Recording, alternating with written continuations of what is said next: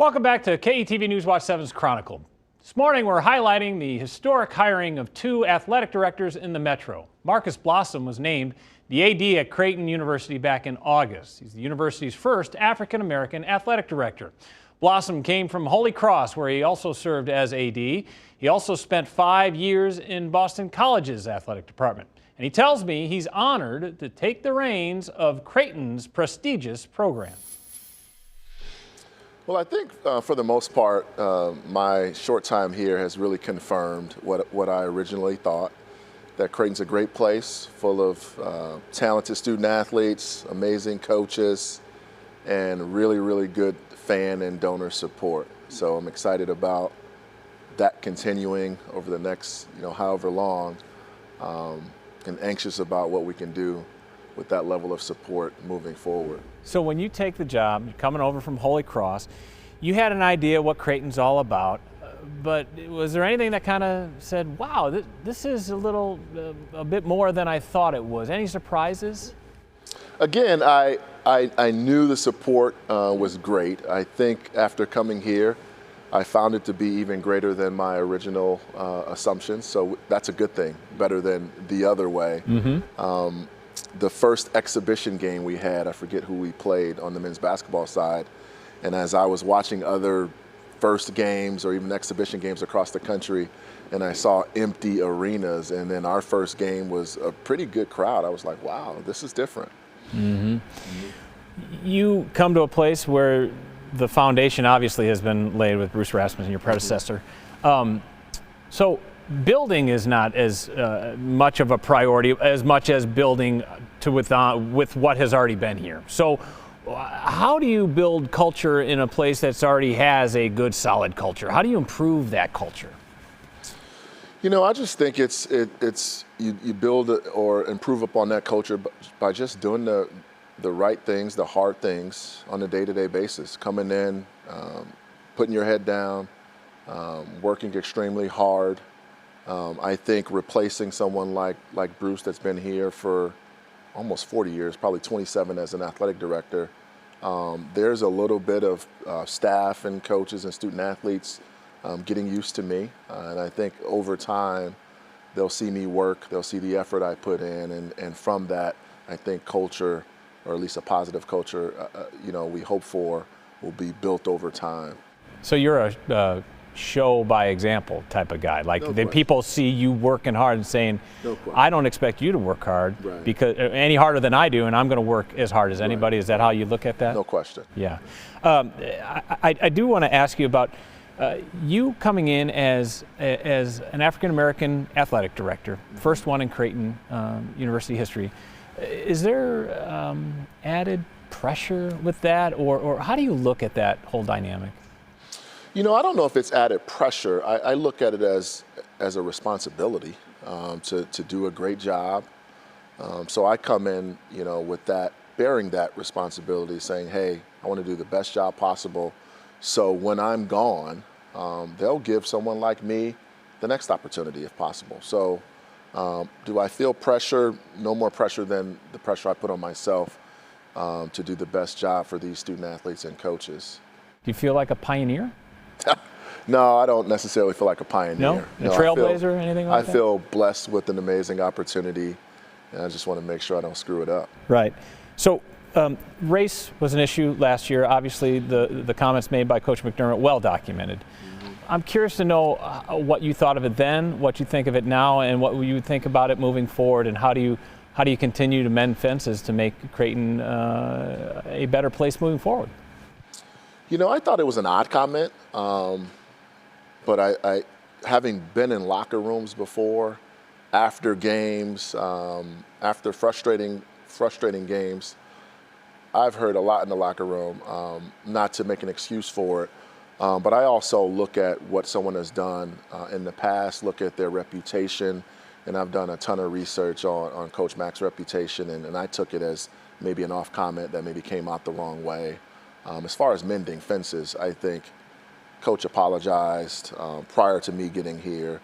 I think he's done a good job mending those fences, prior to my arrival. So I don't think there's anything he has to do with me. How much work has to continue in the Omaha community to bring everybody together on the same page in terms of diversity, inclusion, and that sort of thing?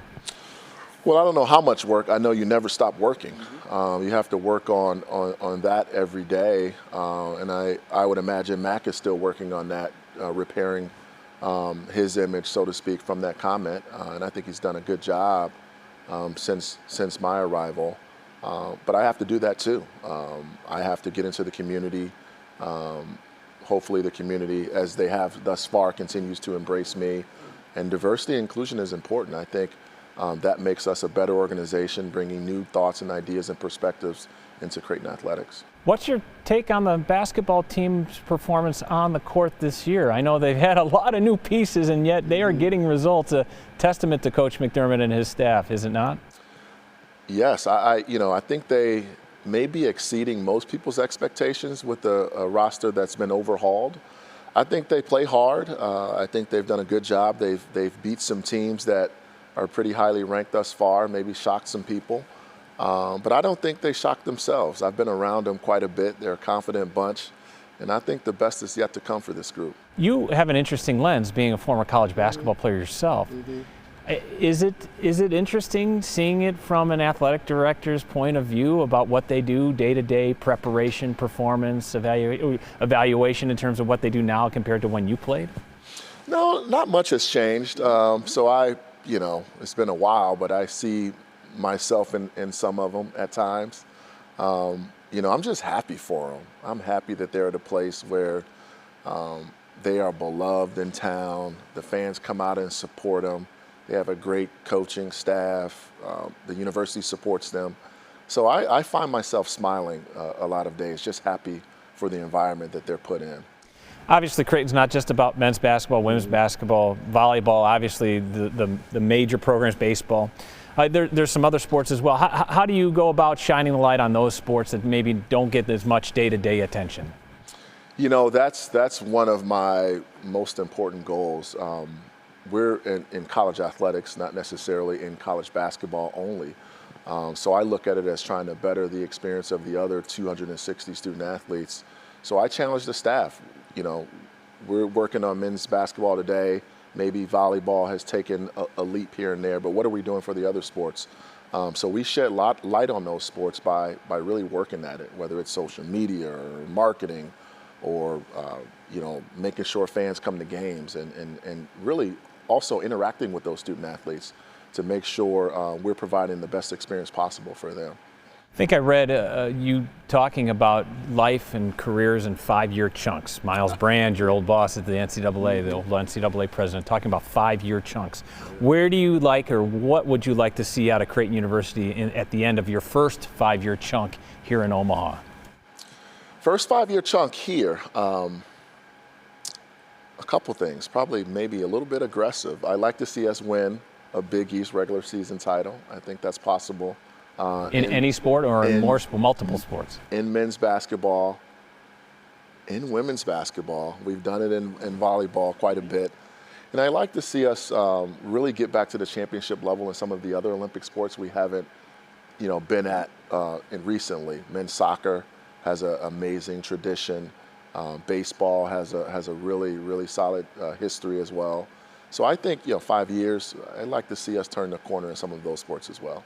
And how do you define success? I mean, is it just championships or banners, or how would you look at it? Because as a student athlete, it's more than just the games on the court. It's developing young people. Of course, it's a good point. Obviously, we want them to have the best experience at Creighton as possible. And I think success on the field contributes to that overall college experience. So I define it as that, as well as getting the most out of our team. So if that team, the best of a specific team is getting third, although we don't like third, but if they reach their maximum potential, that's pretty successful. But Creighton is really set up, in my opinion, in many of our sports to win championships. And like it or not, that's what we're measured by. And I know you have done so much at a young age. 42 years old, right? Yeah. 42, okay. So You are at this level. You're the athletic director at Creighton University. What kind of example are you setting not only for maybe the next generation of young people, I don't care what race you are, about achieving at such a high level at such a young age? You know, that's a good question. I look at it as if I haven't achieved anything. Really? You just got to keep working. You know, you're measured by what you do today. So I just come in and try to elevate Creighton athletics daily, and then you could measure the results at a later time. There's no time for that in college athletics. All right, still to come. The new athletic directors know the importance of connecting not just with their athletes and staff, but the community as well. Hear their message to you, the fans, when we come back.